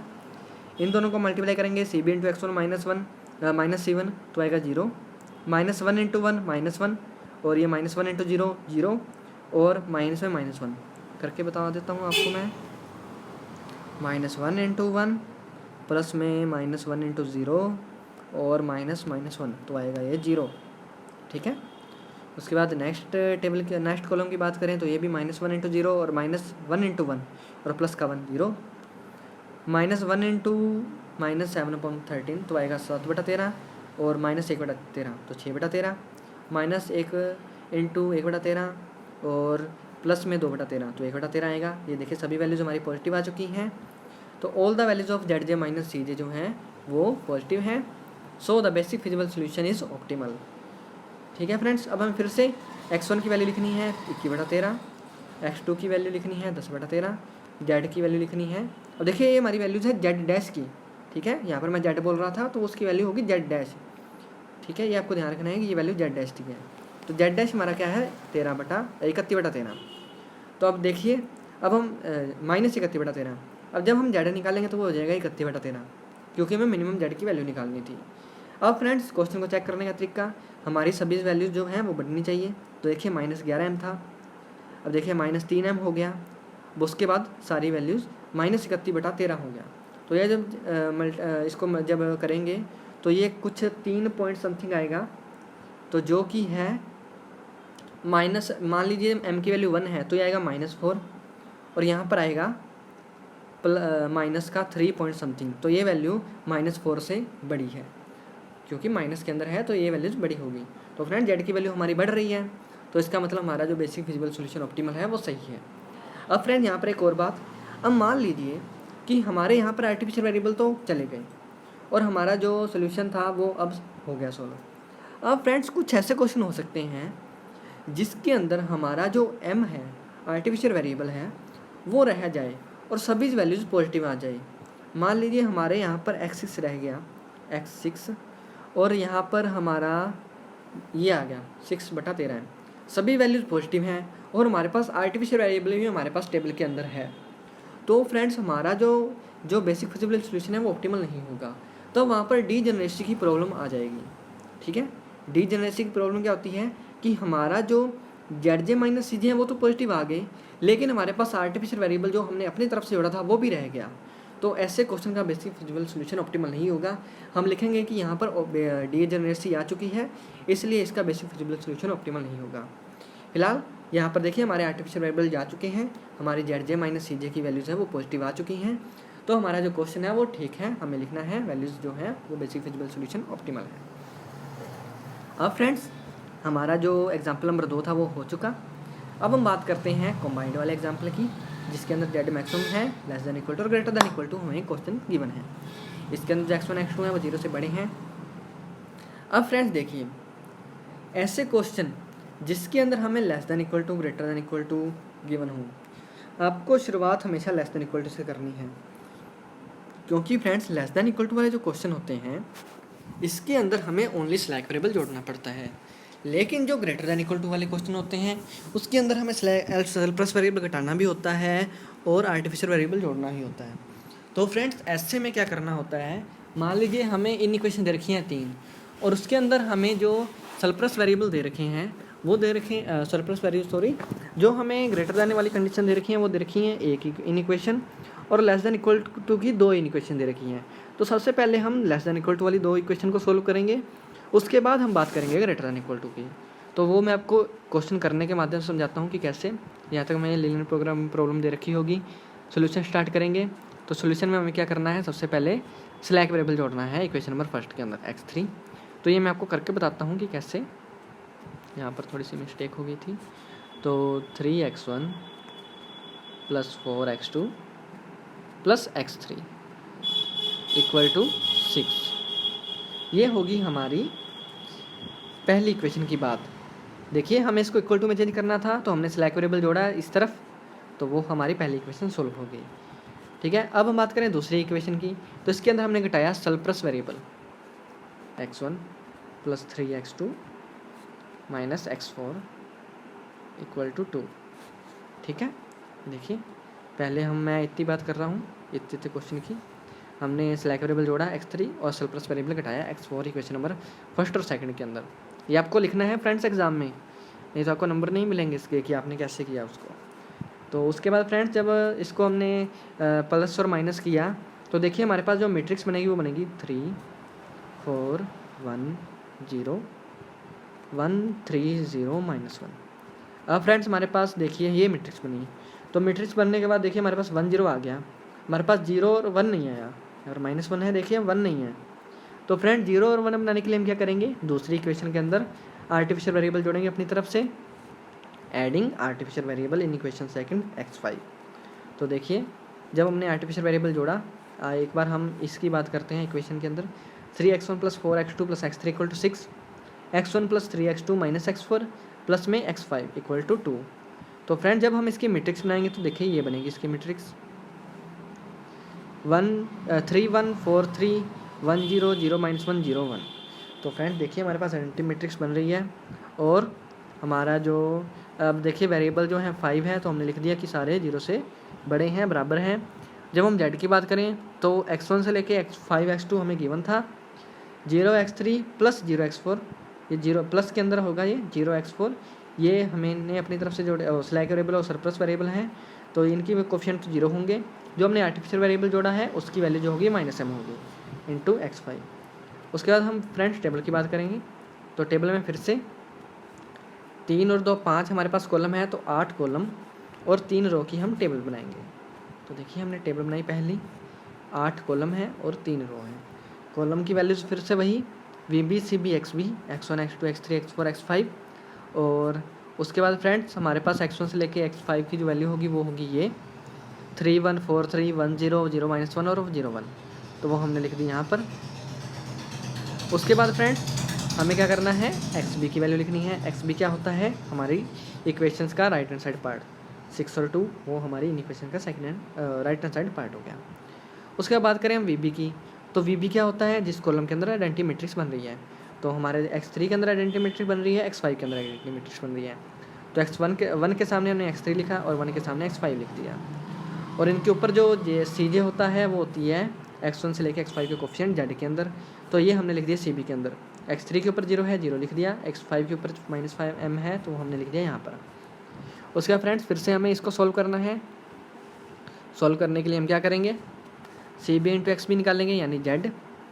तो Z क्या आएगा, 0 इंटू 6 और -2m, तो -2m। अब हम बात करें ZJ माइनस CJ की या डेल्टा J की, तो पहले कॉलम की बात करते हैं। 0 इंटू 3 -m इंटू 1 -m और -1 -1। 0 into 4 0 -m into 3 -3m -5 -3m -5। उसके बाद नई कॉलम की बात करें यानी तीसरे कॉलम की, 0 into 1 plus 0 into -m -0 0 0 into 0 -m into -1 plus कैम -0 प्लस कैम 0 into 0 -m into 1 -m plus कैम 0। उसके बाद फ्रेंड्स फिर से हमें हाईली नेगेटिव टर्म को देखना है। इसके नीचे हमने ऊपर की तरफ एरो लगा दिया जिसे हम कहेंगे एंट्री वेक्टर। एंट्री वेक्टर लगाने के बाद फिर से हमें XB और एंट्री वेक्टर का मिनिमम रेशियो फाइंड करना है। तो आएगा 6/4 और ये आएगा 2/3। तो मिनिमम रेशियो आ रहा है 2/3 का। तो 3 के ऊपर हमने एक बॉक्स लगा दिया एंट्री वेक्टर के अंदर जिसे हम कहेंगे की एलिमेंट, और बाहर की तरफ एरो लगा दिया जिसे हम कहेंगे आउटगोइंग वेक्टर। उसके बाद friends entry vector x2 and outgoing vector हमारा x5 की एलिमेंट 3 है। ZJ माइनस CJ 0 से छोटे हैं। अब फिर से हमें टेबल नहीं बनानी है। नई टेबल के अंदर हम जो रो और कॉलम की संख्या है वो सेम रखेंगे। अब फ्रेंड्स हमारा आर्टिफिशियल वेरिएबल बाहर जा चुका है, इसलिए x5 को लिखने की नई टेबल के अंदर ज़रूरत नहीं है। उसके बाद फ्रेंड्स हम क्या करेंगे, इसके अंदर की एलिमेंट को 1 बनाएंगे और की एलिमेंट के ऊपर वाले एलिमेंट को 0 बनाएंगे। तो की एलिमेंट को 1 बनाने के लिए हमने क्या किया, पूरी इक्वेशन को 3 से डिवाइड किया। तो 3 से डिवाइड करने के बाद हमारे पास जो इक्वेशन आएगी वो आएगी 2/3 1/3 1 0 -1/3। ठीक है, वो हमने लिख दी यहाँ पर। देखिए ये रही। ये आप ये ऐसे मिस्टेक मत कीजिएगा एग्ज़ाम के अंदर, नहीं तो नंबर काट सकते हैं। अभी मेरा तो समझाने का तरीका था इसलिए मैंने आपको समझाने के लिए ही काट दिया। ठीक है, ये काट दिया, एग्ज़ाम में मत कीजिएगा आप ऐसे। और ये देखिए हमारे पास ये नई रो आ गई है। अब हमें क्या करना है कि एलिमेंट के ऊपर वाले एलिमेंट को 0 बनाना है। तो हम क्या करेंगे, ये जो रो है इसको 4 से मल्टीप्लाई करेंगे और इस रो में से घटा देंगे। तो ये देखिए ये कर किया गया है कैलकुलेशन। 6 3 4 1 0 ये हमारी पहले वाली रो थी, और जो नई रो आई थी कि एलिमेंट से डिवाइड करने के बाद उसको 4 से मल्टीप्लाई किया और माइनस कर दिया। तो ये हमारे पास नई रो आ गई, इसको हमने लिख दिया यहाँ पर। उसके बाद फ्रेंड्स हमें फिर से कैलकुलेशन करनी है। अब कैलकुलेशन देखिए फिर से वही तरीका कैलकुलेशन करने का, x3 into 0 XB into CB करेंगे हम। 0 इंटू 10/3 प्लस 5 इंटू 2/3 10/3 ये आ गया हमारा Z। CB into x1 minus C1, तो 0 इंटू 5/3 प्लस में 5/3 -1 2/3। 0 into 0 plus 5 into 1 -5 0 0 into 1 plus 5 into 0 -0 0 0 into 4/3 plus 5 into -1/3 तो है -5/3। अब फिर से हमारे पास हाईली नेगेटिव टर्म आ रही है -5/3, इसके ऊपर हमने एक एरो लगा दिया ऊपर की तरफ, इसको हम कहेंगे एंट्री वेक्टर। और फिर से हमें मिनिमम रेशियो फाइंड करना है। अब देखिए फ्रेंड्स, हमारा जो की एलिमेंट होता है वो हमेशा पॉजिटिव होता है। ठीक है, की एलिमेंट हमारा हमेशा पॉजिटिव होता है। तो फ्रेंड्स यहाँ पर देखिए हमारे पास इस कॉलम के अंदर एंट्री वेक्टर के अंदर एक तो वैल्यू पॉजिटिव है और एक एलिमेंट नेगेटिव है। तो फ्रेंड्स की एलिमेंट अगर हमारे पास मान लीजिए 3 रो होती, एंट्री वेक्टर के अंदर 3 रो होती, पहले ये वाली वैल्यू नेगेटिव होती, ये वैल्यू पॉजिटिव होती, ये नेगेटिव होती, ठीक है। तो फ्रेंड्स हम अपने आप ही इसको कह देते की एलिमेंट, क्योंकि फ्रेंड्स की एलिमेंट जो होता है वो हमारा हमेशा पॉजिटिव होता है। तो इसका लिए हमें कैलकुलेशन करने की ज़रूरत नहीं है, डिवाइड करने की ज़रूरत नहीं है। अगर हमारे पास माइनस और प्लस है तो हम सीधा प्लस वाले को कर देंगे की एलिमेंट, ठीक है। तो हमने सीधा ही यहाँ पर 4/3 को की एलिमेंट रख दिया और इसके सामने वाले वैल्यूज़ को बाहर की तरफ आउटगोइंग कर दिया। उसके बाद फ्रेंड्स हमने क्या किया, इसकी वैल्यू लिखी, x3 हमारा, x4 हमारा अंदर आ रहा है, x3 बाहर जा रहा है, ठीक है। और यहाँ पर x2 की जगह 5 आ गया था, ये आप कर सकते हैं। उसका की एलिमेंट 4/3 है, जेड जे माइनस सी जे जो है वो 0 से छोटे हैं। अब फिर से फ्रेंड्स हमें क्या करना है, की एलिमेंट को 1 बनाना है, पूरी इक्वेशन को 3/4 से मल्टीप्लाई करना है या 4/3 से डिवाइड करना है। तो ये आएगी 10/4 और ये आएगी 5/4, 0, 3/4 और 1। ये हमारी आगे की एलिमेंट को डिवाइड करने के बाद रो, देखिए ये रही, यहाँ पर 10/4 को डिवाइड किया गया है। उसके बाद फ्रेंड्स हमें क्या करना है, की एलिमेंट को नीचे वाले एलिमेंट को 0 बनाना है। तो इसके लिए हम क्या करेंगे, ये जो रो है इसमें से घटाएंगे, जो नई रो आई है उसको 1/3 से मल्टीप्लाई करके। तो कैलकुलेशन की गई है, ये देखिए, ये सेकंड रो थी जो की एलिमेंट को 1 वो करने के बाद, की एलिमेंट से डिवाइड करने के बाद जो नई रो आई थी, या की एलिमेंट को 1 करने के बाद जो रो आई थी उसको हमने मल्टीप्लाई किया 1 - 1/3 से और दोनों को घटा दिया, तो हमारे पास ये नई रो आ गई। इसको हमने लिख दिया यहाँ पर, ये देखिए, ठीक है फ्रेंड्स। उसके बाद फ्रेंड्स हमारा इस बार x4 अंदर आ रहा है, x3 बाहर गया है, x2 पहले ही था, तो x2 के ऊपर जो एलिमेंट है उसे हम लिख दिया यहाँ पर, और x4 के ऊपर जो एलिमेंट है उसे लिख दिया हमने यहाँ पर। उसके बाद फ्रेंड्स फिर से हमें इसको सोल्व करना है, तो सोल्व करने का तरीका बिल्कुल वैसे ही है, CB × x भी करेंगे तो हमारा z आएगा 0 × 5/2 + 5 × 3/2 15/2, 0 × 5/4 + 5 × 3/4 -1 11/4, 0 × 0 + 5 × 1 -5 0, 0 × 3/4 + 5 × 1/4 -0 5/4, 0 × 1 + 0 5 × 0 -0 0। तो फ्रेंड्स अब देखिए हमारी सभी वैल्यू पॉजिटिव हैं, all the values of Z J minus C J 0 से बड़े हैं या बराबर हैं, और हैंस हमारा बेसिक फिजिबल सोल्यूशन ऑप्टिमल है। अब फ्रेंड्स फिर से हमें इसके अंदर वैल्यू लिखनी है, x2 = 3/2। और फ्रेंड्स ऐसा ज़रूरत नहीं कि हमारे पास x1 यहाँ पर आए और x1 आना चाहिए। यहाँ पर देखिए हमारे पास x1 नहीं आया है, तो हम यहाँ पर लिख देंगे कि हमारे जो x4 है उसकी वैल्यू है 5/2। हमारे पास जो वैल्यूज़ यहाँ पर गिवन हो हमें सिर्फ उसकी वैल्यूज़ लिखनी होती हैं, और z लिख देंगे 15/2। अब फ्रेंड्स फिर से आप चेक कीजिए हमारी जो वैल्यूज़ हैं वो बढ़ रही हैं घट रही हैं। तो देखिए पहले -2m थी, उसके बाद 10/3m हुई, यानी कि 3.3 समथिंग। जब हमने इसको किया तो ये आया 7.5। तो फ्रेंड्स जेड की वैल्यूज बढ़ रही हैं, तो हमारा जो क्वेश्चन है वो ठीक है। उसके बाद फ्रेंड्स हम नए एग्जाम्पल की बात करें, नेक्स्ट एग्जाम्पल की, जो कि बड़े वाला टाइप का है। अब फ्रेंड्स मैं आपको एक बार फिर से रिक्वेस्ट करता हूँ कि आप ये जो क्वेश्चन है, ये वाला एक क्वेश्चन, ये अपने हाथ से कर लीजिएगा एक बार। ये एक बार अगर आपने अपने हाथ से कर लिया तो इस क्वेश्चन करने के बाद आप सिंप्लेक्स के हर एक क्वेश्चन को आसानी से कर पाएंगे, ठीक है। तो चलिए अब हम शुरू करते हैं। मैक्सिमम जेड हमें गिवन है और इन क्वेश्चंस 3 दे रखी हैं, तो चलिए हम शुरू करते हैं। फ्रेंड्स हमने जो एग्जाम्पल नंबर 3 किया था उसके अंदर मैंने आपको बताया था कि हम शुरुआत करेंगे <= से, ठीक है। तो फ्रेंड इसमें हमें जो वो ज़रूरत नहीं है कि हमारे जो इक्वल टू वाली जो इक्वेशन है वो 3 नंबर पे हो, 2 नंबर पे हो या पहले नंबर पे हो। तो फ्रेंड्स अगर हम इस इक्वेशन की बात करें तो सबसे पहले हम बात करेंगे इक्वेशन नंबर 3 की, क्योंकि इसके अंदर <= है। फिर हम इक्वेशन नंबर 2 पर आएंगे, फिर हम आएंगे इक्वेशन नंबर 1 पर। तो देखिए इसको कैसे सोल्व करेंगे।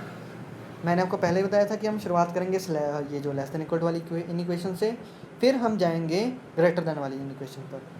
तो देखिए हमने क्या किया, सॉल्यूशन स्टार्ट करेंगे। Adding slack variable in equation number 3।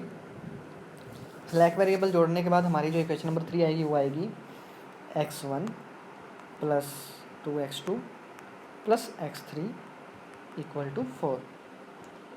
उसके बाद फ्रेंड्स हम क्या करेंगे, ये हमारी पहली इक्वेशन इक्वल टू में चेंज हो गई। उसके बाद हम क्या करेंगे, हम इक्वेशन नंबर 2 को सॉल्व करेंगे। इक्वेशन नंबर 2 में ग्रेटर दैन वाला साइन है, तो हम सरप्लस वेरिएबल घटाएंगे, तो वो आएगा 4x1 + 3x2 minus x4 equal to 6।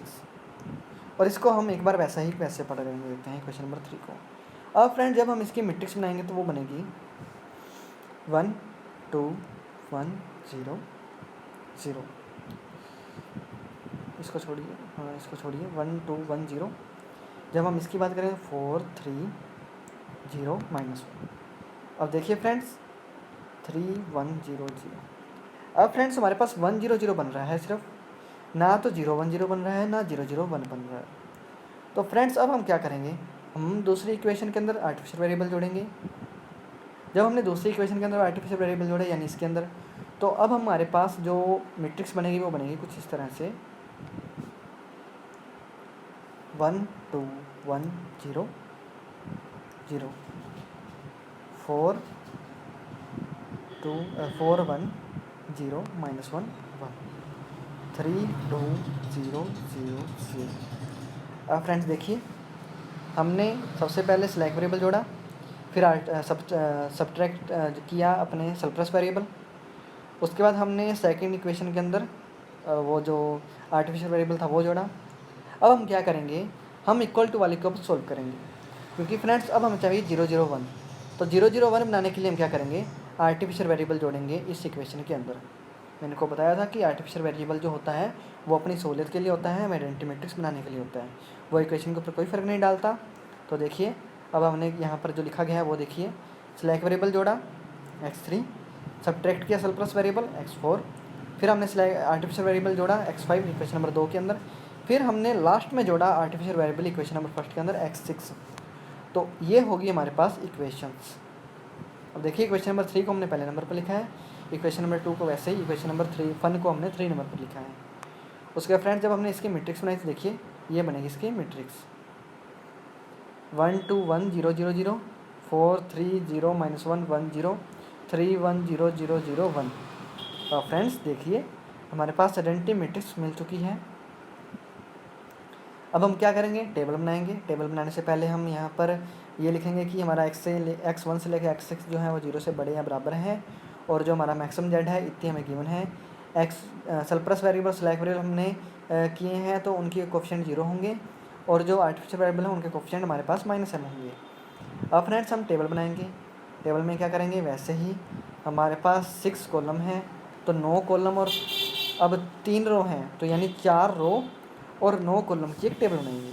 तो ये देखिए हमने टेबल बना ली है। टेबल बनाने के बाद हम क्या करेंगे, हम VB से लेके x6 तक हम इसके अंदर वैल्यू रखेंगे, VB CB XB, x1 से लेके x6 तक वेरिएबल हो गए। उसके बाद फ्रेंड्स हमें मैट्रिक्स के अंदर से सिंपल वैल्यू रखनी है x1 से लेके x6 तक की 1 4 3 2 3 1 1 0 0 0 -1 1 0 0 1 0 0 0 1। अब फ्रेंड्स यहाँ पर मैं आपको एक और बात बता दूँ कि हर एक इंसान के करने का तरीका इसको अलग होगा, हर एक स्टूडेंट के करने का तरीका क्वेश्चन को अलग होगा। अब फ्रेंड्स ऐसा नहीं है कि 1 0 0 बन रहा है तो उसके बाद 0 1 0 ही बनना चाहिए, ऐसा भी हो सकता है कि 0 0 1 बने। तो फ्रेंड्स ये आप पर डिपेंड करता है कि आप आर्टिफिशियल वेरिएबल को पहले किस इक्वेशन में जोड़ रहे हैं। अगर आप लाइन्स पर सोल्व कर रहे हैं कि मान लीजिए आपने सिर्फ पहले इक्वेशन को सोल्व किया, फिर दूसरी को किया, फिर तीसरी को सोल्व किया, फिर तो आपके पास ऐसी इक्वेशन आएगी। अगर आपने तीनों इक्वेशन को साथ में सोल्व किया, पहले इसमें लिखा फिर इसमें वैल्यूज़ ऐड करने के बाद जो भी हमने ऐड किया सब्ट्रैक्ट किया, उसके बाद फिर से आप शुरुआत से चालू करें और ऐड वगैरह करें या घटाएं, तो फ्रेंड्स ऐसे करने से वैल्यूज़ चेंज हो सकती हैं, लेकिन क्वेश्चन में कोई फ़र्क नहीं पड़ेगा। आपकी वैल्यूज़ ये अलग भी हो सकती हैं, ऐसे मत समझिएगा कि आपका क्वेश्चन गलत हो जाएगा वैल्यू चेंज होने पर, लेकिन आपको इस बात का ध्यान रखना है कि वो वैल्यू सही होनी चाहिए। तो फ्रेंड्स यहाँ तक हमने x1 से लेकर x6 तक वैल्यू रख दी। XB क्या होता है हमारा राइट हैंड साइड पार्ट, तो हमने लिख दिया। उसके बाद हम VB की बात करें तो हमारी जो जिस कॉलम के अंदर आइडेंटिटी मैट्रिक्स बन रही है वो हमारा VB होता है। x3 x5 और x6 हमने यहाँ पर लिख दिए, ठीक है, ये लिख दिए, और इनकी ये कोफिशिएंट जो है वो स्मॉल लेटर में है। उसके बाद फ्रेंड्स बात करें CB की, तो x3 x4 x5 और x6 के ऊपर जो वैल्यूज़ हैं वो हमने लिख दी यहाँ पर। उसके बाद हमें टेबल को सॉल्व करना है।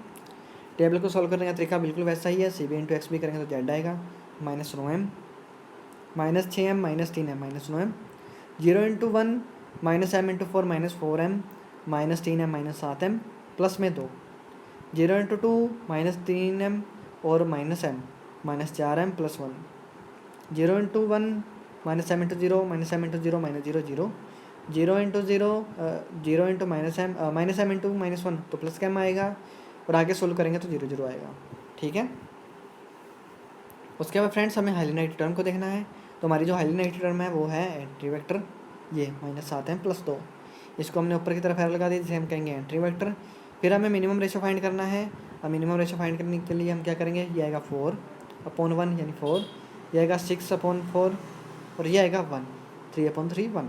तो मिनिमम रेशो आ रहा है 3/3 का, तो 3 के ऊपर हमने एक बॉक्स लगा दिया एंट्री वेक्टर के अंदर। उसके बाद फ्रेंड्स इसके सामने वाली वेरिएबल को हम बाहर की तरफ एरो लगा देंगे, जिसे हम कहेंगे आउटगोइंग वेक्टर। अब फ्रेंड्स फिर से वही बात, हमारा जो आर्टिफिशियल वेरिएबल था वो एक बाहर चला गया है, तो नई टेबल के अंदर हम इसको नहीं लिखेंगे। तो देखिए एंट्री वेक्टर हमारा x1 है, आउटगोइंग वेक्टर x6 है, की एलिमेंट 3 है। की एलिमेंट 3 होने के बाद हमने क्या किया, नई टेबल बनाई। नई टेबल में x6 नहीं लिखेंगे, ये देखिए x5 तक टेबल बनाएंगे, और रो की संख्या सेम रहेगी 4। CJ की जो वैल्यूज़ हैं वो लिख दी हमने। अब देखिए नई टेबल में वैल्यूज़ कैसे लिखेंगे। तो फ्रेंड्स हम क्या करेंगे, इस रो को सबसे पहले 3 से डिवाइड करेंगे। 1 1 1/3 0 0 0, ये हमारे पास आ गई ये रो की एलिमेंट को डिवाइड करने के बाद। की एलिमेंट को 1 बनाना था तो हमने इसको 1 बना दिया। उसके बाद फ्रेंड्स हमें क्या करना है, की एलिमेंट के ऊपर जितने भी एलिमेंट हैं उनको 0 बनाना है, यानी कि हमें उसके ऊपर 0 0 बनाना है। अब फ्रेंड ये कितने भी हो सकते हैं, मान लीजिए 4 कॉलम है तो हमें जो बाकी 3 रो होंगी इनको की एलिमेंट के ऊपर और नीचे वाले एलिमेंट्स को 0 बनाना होगा, तो हमें इन दोनों को अब 0 बनाना है। तो इसके लिए हम क्या करेंगे, जो हमारे पास 1 1 1 3 0 0 0 ये रो आई है, इसको सबसे पहले 4 से मल्टीप्लाई करके इस रो में से घटाना है, तो ये 0 हो जाएगा। फिर हम इसको 1 से मल्टीप्लाई करके इस रो में से घटाएंगे तो ये वैल्यू 0 हो जाएगी। तो देखिए कैलकुलेशन की गई है, ये आप कर सकते हैं। ठीक है। उसके बाद हमने इसके अंदर वैल्यू रख दी, तो ये आ गई हमारे पास वैल्यूज़ रखने के बाद फ्रेंड्स अब हमारे पास जो x6 था वो बाहर गया, x1 अंदर आया, x3 x5 वैसे पहले के पहले पड़े हैं, तो इनके ऊपर जो वैल्यूज़ हैं वो आ गई CB के अंदर। 0 आ गई x3 के ऊपर, 5 आ गया, -m आया जो आया x5 के ऊपर था, और -2 आया जो हमारा x1 के ऊपर था।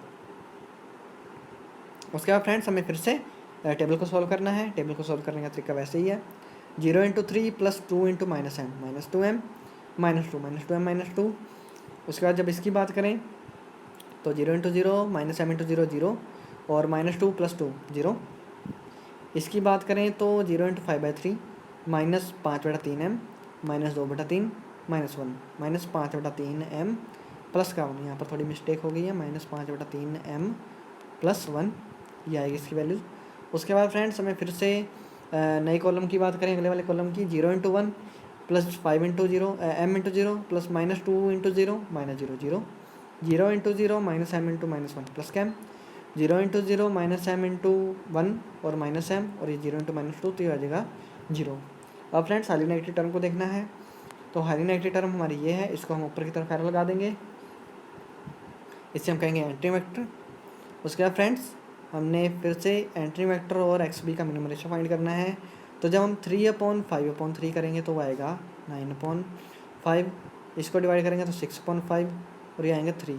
तो फ्रेंड्स 6/5 हमारा मिनिमम रेशो होएगा, तो हम 5 के ऊपर 5/3 के ऊपर एक बॉक्स लगा देंगे, इसको हम कहेंगे आउटगोइंग वेक्टर। अब फ्रेंड यहाँ पर देखिए कि अगर मान लीजिए हमारा जो 3 है इसकी जगह 2 होता, और यहाँ पर 2 है, यहाँ पर 1 है, हमारे पास ये 5/3 और 1/3 है एंट्री वेक्टर के अंदर। अब फ्रेंड्स अगर हमारे पास ऐसी कंडीशन हो कि एंट्री वेक्टर और जो XB है इसके अंदर 2 रो हैं, ये दोनों का जो डिवाइड है वो सेम हो, तो डिवाइड करने के बाद जो दोनों वैल्यूज़ हैं तो हम दोनों में से किसी मर्जी रो को आउटगोइंग कर सकते हैं। ठीक है, बाहर निकाल सकते हैं। अब फ्रेंड्स आपको ये भी ध्यान रखना है कि अगर हमारे पास दो जो रो हैं दोनों के जो ये जो डिवाइड है वो 6/5 और 6/5 है, तो हमें जो हम प्रायिकता देंगे वो देंगे सबसे पहले आर्टिफिशियल वेरिएबल को। हम आर्टिफिशियल वेरिएबल को हमेशा बाहर निकाल लेंगे। वैसे तो आप ये भी कर सकते हैं कि दोनों में से किसी भी वेरिएबल को बाहर निकाल सकते हैं, लेकिन हमें हमेशा आर्टिफिशियल वेरिएबल, अगर हमारे पास आर्टिफिशियल वेरिएबल और एक स्लैक वेरिएबल या सरप्लस वेरिएबल हो तो हम हमेशा आर्टिफिशियल वेरिएबल को बाहर निकालेंगे, अगर दोनों से डिवाइड जो हो वो सेम हो। तो फिलहाल यहाँ पर हमारा जो डिवाइड है वो आर्टिफिशियल वेरिएबल बाहर जा चुका है, और हम यहाँ पर लिखेंगे कि हमारा एंट्रिंग वेक्टर x2 है, आउटगोइंग वेक्टर x5 है, की एलिमेंट 5/3 है, Z J minus C J 0 से छोटे हैं। तो अब जब हम नई टेबल बनाएंगे उससे हम क्या करेंगे, इस रो को हम 3/5 से मल्टीप्लाई करेंगे या 5/3 से डिवाइड करेंगे। की एलिमेंट को 1 बना दिया। की एलिमेंट को 1 बनाने के बाद हम इन दो रो को 0 बनाएंगे। तो 0 बनाने का तरीका सेम ही है। जो नई रो आएगी उसको 5/3 से मल्टीप्लाई करके इस रो में से घटा देंगे तो हमारे पास ये रो आ जाएगी। फिर इस रो निकालने के लिए हम क्या करेंगे, ये जो नई रो आएगी की एलिमेंट से डिवाइड करने के बाद इसको हम 1/3 से मल्टीप्लाई करने के बाद इसमें से घटा देंगे, तो जो नई रो आएगी उसको हम लिख देंगे वहाँ पर। तो ये देखिए इस रो को सॉल्व करने का तरीका यहाँ पर किया गया है। ये रो है, इसको सॉल्व करने का तरीका यहाँ पर है। उसके बाद ये फर्स्ट रो की बात हो रही है, फर्स्ट रो ये है और जो नई रो आई थी उसको 5/3 से मल्टीप्लाई कर दिया और ये हमारे पास पहली रो आ गई। तो इसकी वैल्यूज़ हमने लिख दी। अब देखिए यहाँ पर हमने x5 और x6 नहीं लिखा क्योंकि दोनों आर्टिफिशियल वेरिएबल हमारे बाहर जा चुके हैं।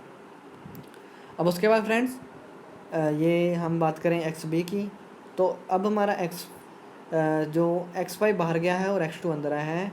x1 x3 पहले थे तो 0 x3 के ऊपर था, -1 x2 के ऊपर था, -2 x1 के ऊपर था। फिर से इसको सॉल्व करना है। 0 × 1 -1 × 6/5 -6/5 तो -12/5।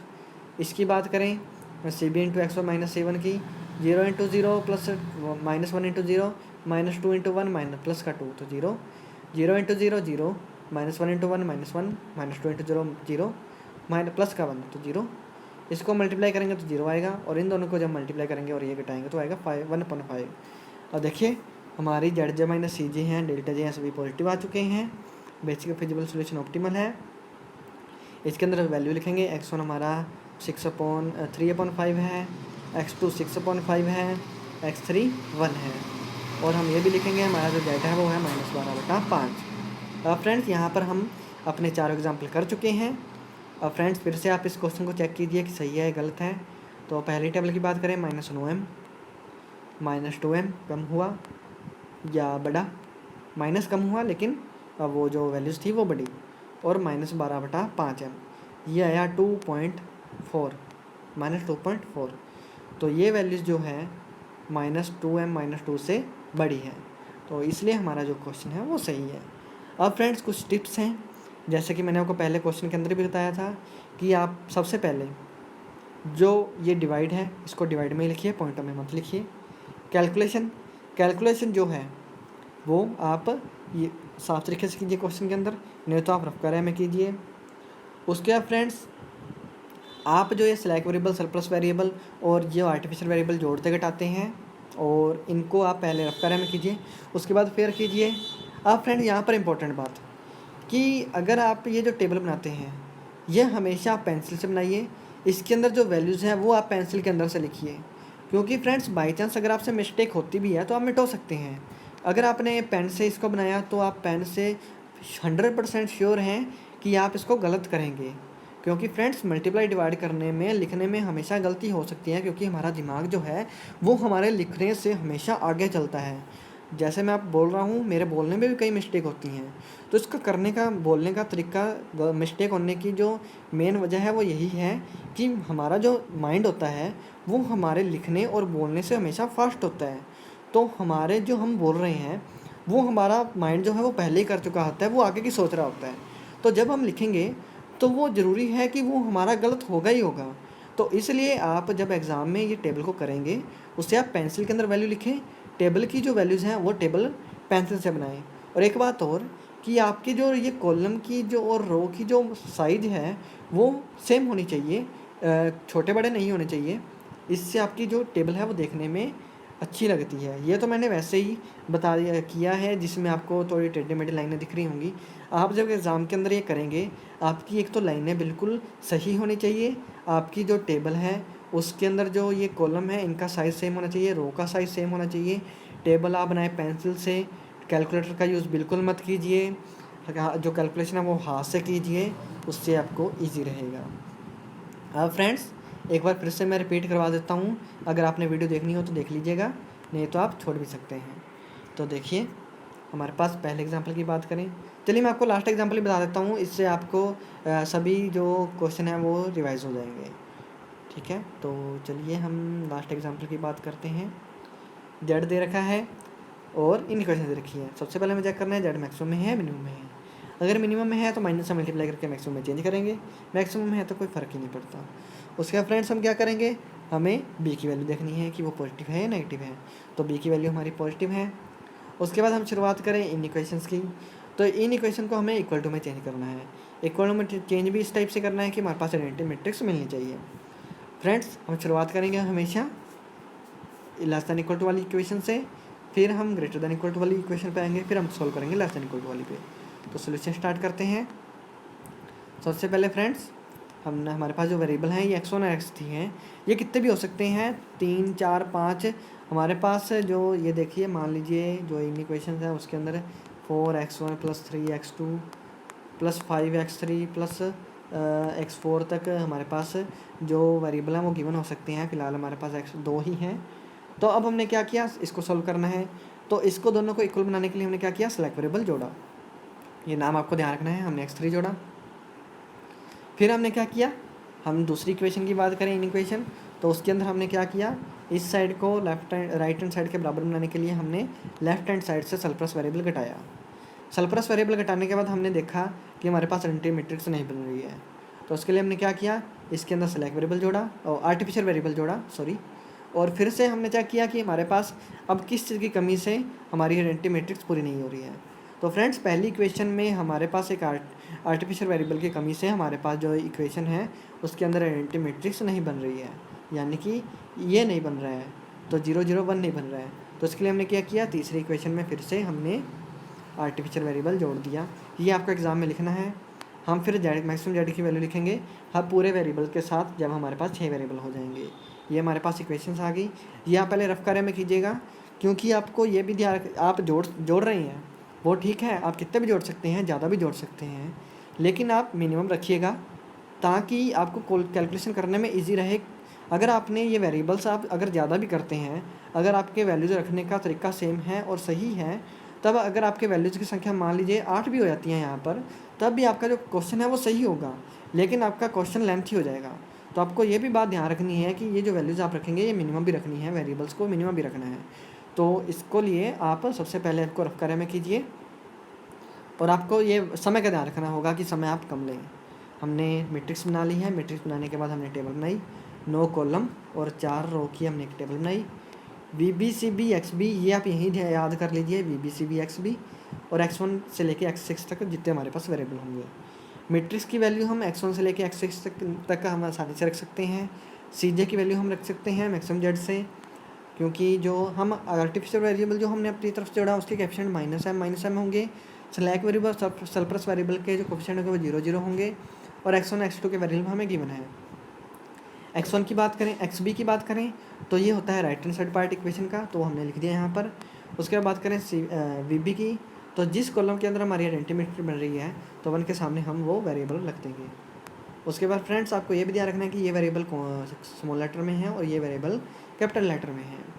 फिर हमें टेबल को सॉल्व करना है। टेबल को सॉल्व करने का तरीका क्या है, जेड निकालेंगे 0 × 4 और माइनस यानी CB × XB करेंगे तो -9m आएगा। उसके बाद Z1 निकालें, Z1 निकालने का मतलब है कि पहला कॉलम CB × x1 - C1 तो आएगा -7m + 2। मल्टीप्लाई कैसे करना है, अलग अलग कॉलम को अलग अलग रो से मल्टीप्लाई करना है और जोड़ना है। 0 × 1 प्लस में -m × 4 प्लस में -m × 3 और -2 -2 तो यह आ जाएगा -7m + 2। ठीक है, ये आप फॉर्मूला याद रख लीजिएगा। उसके बाद सेकंड कॉलम की बात करें तो CB × x2 - C2, तो ये भी मैं आपको एक बार बता देता हूँ। 0 × 2 प्लस में -m × 3 प्लस में -m × 1 और माइनस में -1, तो ये आ जाएगा -4m + 1। ऐसे ही नेक्स्ट कॉलम की बात करें तो वो आप कर सकते हैं। उसके बाद फ्रेंड्स हमें हाली नेगेटिव टर्म को देखना है, हाईली नेगेटिव टर्म को लिखने के बाद हम एंट्री वेक्टर और आउट जो हमारा एक्स भी है दोनों का डिवाइड करेंगे और मिनिमम रेशियो फाइंड करेंगे। तो मिनिमम रेशियो फाइंड करने के बाद हम की एलिमेंट लिखेंगे, की एलिमेंट आएगा मिनिमम रेशियो वाले का। तो उसके बाद हम बाहर की तरफ एरो लगा देंगे की एलिमेंट के सामने वाले वेरिएबल्स पर, जिसे हम कहेंगे आउटगोइंग वेक्टर। आउटगोइंग वेक्टर निकालने के बाद हम इनकी वैल्यूज रखेंगे। वैल्यू लिखने के बाद हम नई टेबल बनाएंगे क्योंकि हमारे पास बेसिक फिजिकल सोल्यूशन ऑप्टिमल नहीं आया। तो इसके लिए हम क्या करेंगे, की एलिमेंट को 1 बनाएंगे और की एलिमेंट के ऊपर वाले एलिमेंट्स को 0 बनाएंगे। तो ये जो कैलकुलेशन करनी है वो आप कर सकते हैं क्वेश्चन के अंदर भी और रफ करे पे भी, कोई मैटर नहीं है। आपका ऐसा नहीं है कि मार्क्स कम मिलेंगे आप अगर क्वेश्चन में नहीं लिखते हैं, ऐसा कुछ नहीं है। अगर आप साफ लिख सकते हैं तभी लिखिए, नहीं तो आप रफ करे में लिखिए। उसके बाद फ्रेंड्स आपने कैलकुलेशन की, दोनों रोज़ निकाल ली, यानी कि एक तो ये तो आप 3 से डिवाइड कर सकते हैं आराम से, ये आपको कैलकुलेशन करने की ज़रूरत नहीं है। एक रो आ जाएगी। फिर हमने जो नई रो आई है 1 1 1/3 0 0 0, इसको करना है 4 से मल्टीप्लाई, इसमें से घटाना है, ये रो आ जाएगी। फिर इसको 1 से मल्टीप्लाई करके इस रो में से घटाना है, तो ये वैल्यूज़ आ जाएगी। उसके बाद फ्रेंड्स ये जो वैल्यूज़ हो गई ये हमने पास फिर हम क्या करेंगे, नई टेबल के अंदर वैल्यूज़ पुट कर देंगे। ठीक है, अब हमारा जो वी है उसमें थोड़ा चेंज आएगा क्योंकि x1 अंदर आया, x6 बाहर गया है, बाकी सब सेम है। उसके बाद फ्रेंड्स हमने CB की वैल्यू लिख दी जो कि हमारे x3 और x5 और x1 के ऊपर है। उसके बाद फ्रेंड्स फिर से हमें सॉल्व करना है। सॉल्व ऐसे करना है, CB इंटू XB जेड आ जाएगा, CB into x1 minus C1, CB into x2 minus C2, CB into x3 minus C3, CB into x4 minus C4, CB into x5 minus C5। अब friends यहाँ पर x6 नहीं लिखा क्योंकि हमारा artificial variable बाहर चला गया है। अब फ्रेंड अगर यहाँ पर पहले हमारा x5 बाहर जाता तो हम x5 को नहीं लिखते, x6 को लिखते। यहाँ पर हमारा x6 बाहर गया है, हम x5 को सॉल्व, अब हम आगे इसको सॉल्व करते हैं। तो एंट्री वेक्टर आ गया। एंट्री वेक्टर कैसे निकालेंगे, हाईली नेगेटिव टर्म को की एलिमेंट निकालेंगे मिनिमम रेशियो से, की एलिमेंट के सामने वाले वेक्टर को बाहर निकालेंगे। तो बाहर निकालने के बाद फिर से की एलिमेंट को 1 बनाना है, उसके ऊपर वाले और नीचे वाले वेरिएबल्स को 0 बनाना है, एलिमेंट्स को 0 बनाना है। तो 0 बना दिया हमने, कैलकुलेशन आप कर सकते हैं। 0 बनाने के बाद फिर से हमने देखा CB इंटू XB निकाला, यानी इसमें देखा सबसे पहले तो VB को चेंज किया, हमारा x5 बाहर गया, x4 x2 आ गया और ये वैल्यूज़ होगी। CB के अंदर जो वैल्यूज़ हैं वो लिख दी। अब हमने यहाँ पर x5 भी नहीं लिखा, x6 भी नहीं लिखा क्योंकि हमारा दोनों आर्टिफिशियल वेरिएबल बाहर जा चुके हैं। अब फिर से CB इंटू XB किया तो हमारा Z आ गया। CB into x1 minus C1 करेंगे तो हमारा ये आ जाएगा, CB into x2 minus C2 करेंगे तो हमारा ये आ जाएगा, CB into x3 minus C3 करेंगे तो ये आ जाएगा, CB into x4 minus C4 करेंगे तो हमारा ये आ जाएगा। सभी वैल्यूज़ पॉजिटिव हैं तो हमारा बेसिक फिजिबल सोल्यूशन ऑप्टिमल है। अब फ्रेंड्स ये है क्वेश्चन जो कि एग्ज़ाम में 12 नंबर का आता है। और हाँ, ऐसा नहीं है कि हमारी सिर्फ 3 ही कॉलम बने, 3 रो बनेंगी, 3 टेबल बनेंगी।